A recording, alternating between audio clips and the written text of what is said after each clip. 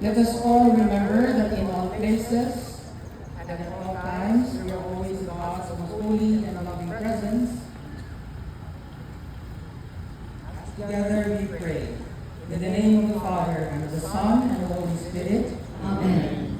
God, come to my assistance. Lord, make haste to help me. Glory to the Father, and to the Holy Spirit.